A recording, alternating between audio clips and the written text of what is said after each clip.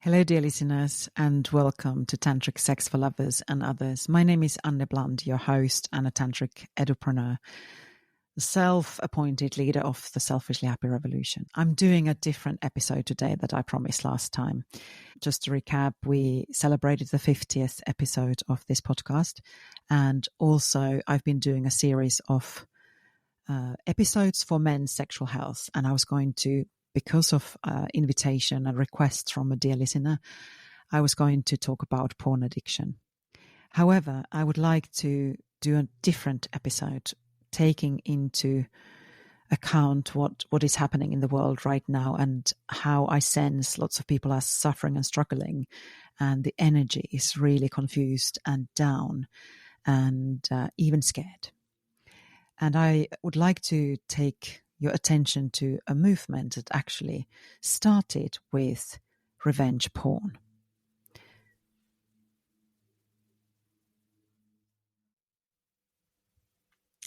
We live in a time of great uncertainty, not just here in Europe where we have a war raging, but also in the United States of America, where the presidential elections just finished. And I wanted to come here to share my support to anyone who feels that they find they are struggling right now. Welcome to Selfishly Happy Revolution, where we explore living a life of empowerment, well-being and pleasure. My name is Anne Bland, bland by name but not by nature. And today we are diving really into a transformative movement that starts challenging norms and sparking conversations in the West too about freedom, joy and self-respect. And this movement is called 4B, and it comes from South Korea. It can also be 5B, 6B, 7B. And the most important thing is to understand that it started with 4 no's under a very harsh regime for women. And those 4 B's mean 4 no's. The first one is no marriage, no childbirth, and the third one is no dating, and the fourth one is no sexual relationship with men. And this is until women have the same rights to choose how they have their financial freedom and how they look after their own bodies. And needless to say, this is really gaining momentum in the States. But here's what's really important. These aren't rejections for the sake of rejection. They are choices that say, I prioritize myself, I prioritize my happiness, and I prioritize my autonomy and sovereignty to choose. So for many of us, especially now in the States, where concerns about women's safety and rights are really heightened, this message feels especially relevant.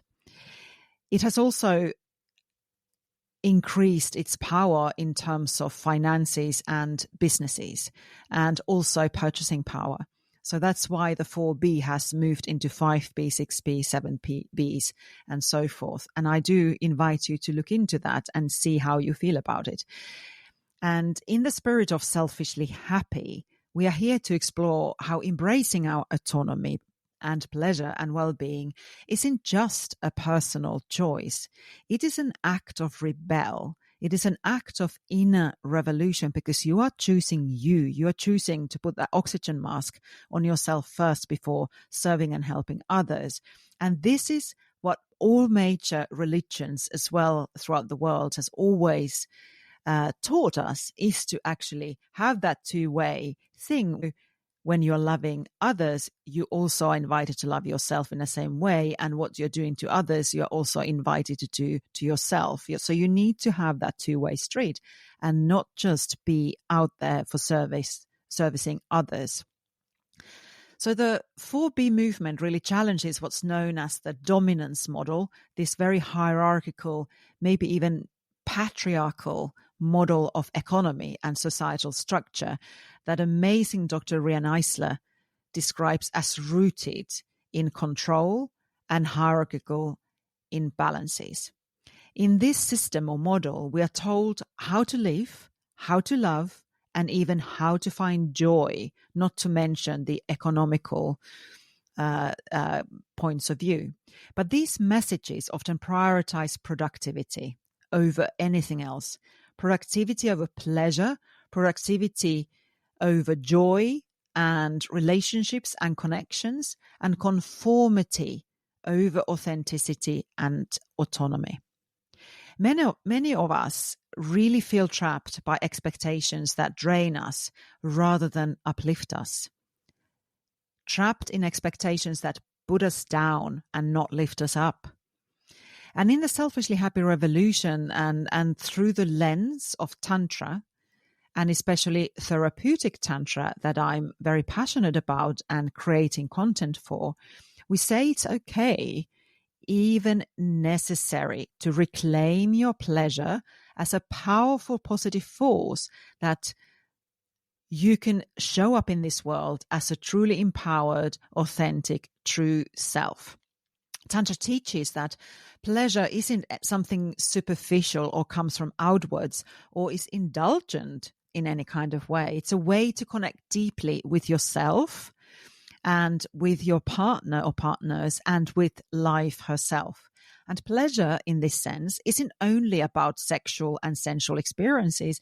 It's about the joy of living authentically, the freedom to choose what aligns with us, and the courage, that boldness, that vivaciousness to let go of what doesn't serve us.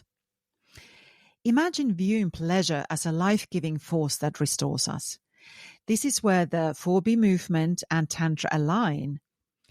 By saying no to what depletes you, you make space for what brings true happiness to you, whether it's enjoying a quiet moments alone, staying with yourself in nature, creating something beautiful, or simply feeling free to be yourself and to connect to other people. So let's talk about concrete steps we can take towards greater autonomy and self-respect in everyday life beyond our self-choices about our emotions and feelings, and how can we actually take concrete steps in the society. So one way is to rethink how you spend your money, starting what's called the pink tax. This is not an actual tax, but it's an extra cost often attached to products marketed to women, whether they are razors or shampoos or just getting a straight haircut. So by choosing neutral products or consciously avoiding anything to do with pink tax, we send a message we won't pay more just because society says we should. The 4 movement also encourages us to direct our own financial resources towards women-owned businesses and ethnic minority businesses. Supporting these businesses creates a positive social impact and builds an equal economy that values women's contributions and people of all colors and races. You can consider it as an investment in the world where everybody can succeed and express themselves freely.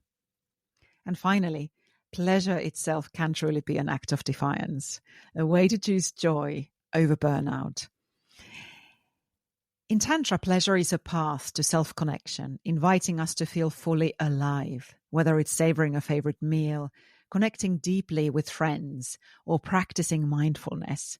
This kind of pleasure doesn't require anyone's approval.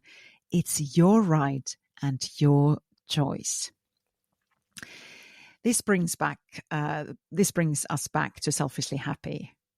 Being selfishly happy is really about embracing pleasure, autonomy, and well-being as powerful, radical choices. It's about saying no to what drains you and yes to what fills you with joy, energy, and presence.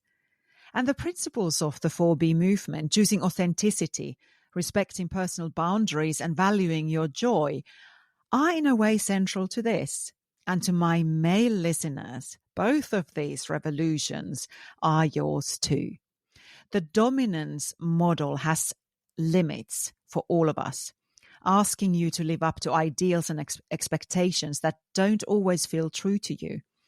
And Tantra's emphasis on presence and pleasure isn't exclusive. It's an invitation to all, regardless of your gender and your background, your race, your age, or your sexual identity. By reconnecting to our values, by choosing paths that bring genuine joy, we are all participating in a shift towards greater well-being and self-respect, which will have benefits for us all. And I want to share 3 practices today that might help you to reconnect with yourself, process your emotions that might be confusing and run high at the moment, and start living more fully. These practices are steps towards healing and deeper self-awareness on a path of self-mastery and self-expression. The first one is grounding breath technique. I invite you to take a few deep breaths. And if it feels safe to you, you can even close your eyes or soften your gaze. I invite you to feel the ground beneath you as you exhale, the support of the earth and the floor or the ground underneath your feet. You can feel a grounding cord going from your sacrum, your perineum that's between your anus and your genitalia. Just imagine this cord, this golden white cord going down into the center of the earth, anchoring you, growing roots into the center of the earth, that crystalline, beautiful earth that has your ground, your back and support always. And imagine with each breath being a small step on your personal pleasure quest, a journey of releasing old emotions and making space for what you truly, truly desire. And with each exhale, I invite you to let go of anything that doesn't serve you. Use this grounding breath as a reminder that your time, your energy, and your joy are yours to honor. Focusing on each exhale, letting everything just drop that doesn't serve you and the highest good of you.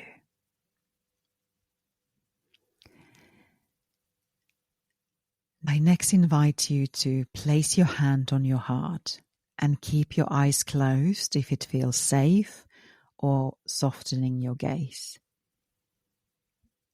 I invite you to visualize warmth spreading inwards from your heart, letting this warmth to be a gentle invitation to feel deeply whatever is present right now without any judgment or criticism. I invite you to picture each breath as nourishing your own sense of self-respect, autonomy, and pleasure. This practice helps you to reconnect with your heart and softening it. You can send a smile from your heart to whatever feeling you are feeling right now, regardless what the context you are at. It's an invitation to have a soft, open heart, ready to reconnect with your heart at any given moment, and not building walls around your heart. This reconnection with your heart will allow self-love to guide your choices every day. It is a felt sense to connect with your heart, and you may feel a shift, a gentle shift of softening. And you can stay with this practice, holding your hand on your heart and breathing and sending that softness and that inner smile to any part of you that feels struggling and negative right now. It is all required, and if you have tears, if you have anger, welcome it. and blend it with this softness of your self-love and your smile.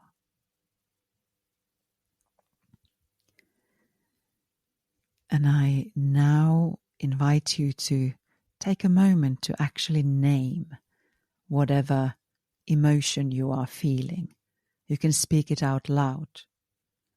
I feel anxiety in my chest. I feel anger in my solar plexus. I feel confusion around my head. I feel numb in my lower belly. By naming the emotion you feel and where you feel it, you bring awareness, your self-awareness into it without any judgment.